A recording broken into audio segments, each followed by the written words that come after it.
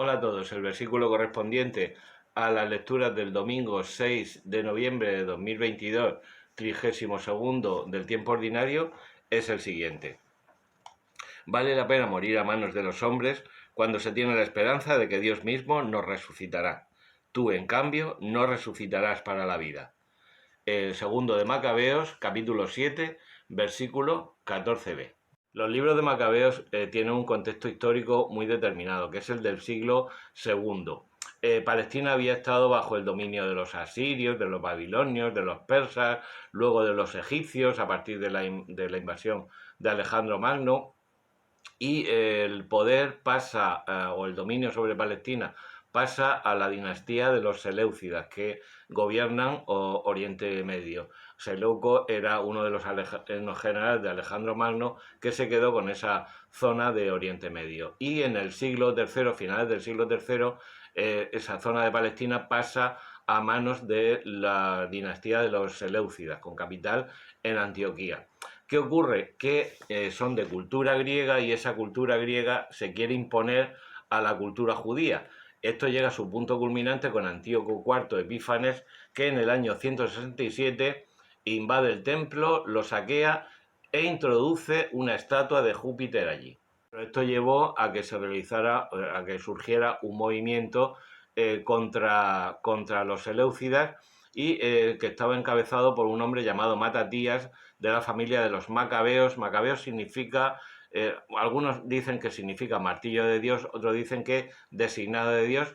Estos Macabeos también eran llamados asmoneos, derivado del nombre del abuelo de Matatías, que era el padre de los hermanos Macabeos, que fueron los que llevaron esta rebelión. Esta rebelión terminó con éxito y de hecho pues se celebra desde entonces la fiesta de la Hanukkah, que es la fiesta de la dedicación del templo. Después de la profanación llevada a cabo por Antíoco IV Epífanes, se restituye el culto en el templo de Israel, que había sido saqueado y profanado.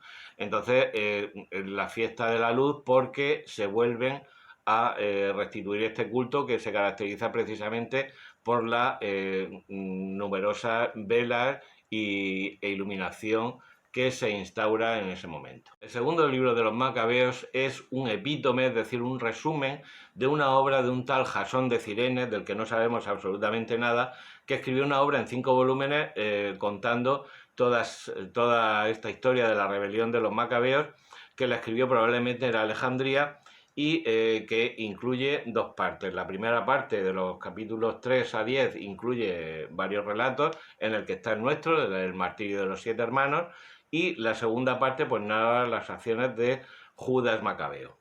No está clara la fecha de la composición, pero podemos cifrarla pues alrededor del año 100, y se refiere a estos acontecimientos ocurridos en el siglo II. Es muy interesante este segundo libro de Macabeos, interesantísimo, porque aquí se contienen principalmente dos doctrinas que luego el cristianismo desarrollará con el Señor, a partir de la resurrección del Señor, que van a ser: la primera, naturalmente, la resurrección de los muertos, que es la que se contempla en este capítulo 7 que vamos a ver, del martirio de los 7 hermanos, y la segunda es la oración por los difuntos, que sobre todo no te pierdas el capítulo 12 de segundo de Macabeos.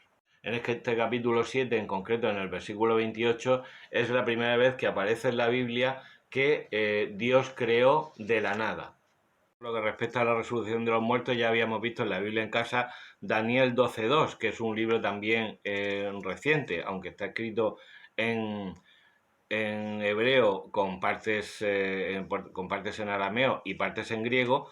Daniel 12.2 decía: muchos de los que duermen en el polvo de la tierra despertarán, unos para vida eterna, otros para vergüenza e ignominia perpetua. Está refiriéndose a la resurrección de los muertos, como que efectivamente resucitan todos. Curiosamente, en nuestro versículo lo que dice es: se tiene la esperanza de que Dios mismo nos resucitará, y se le dice a Antíoco: tú, en cambio, no resucitarás para la vida.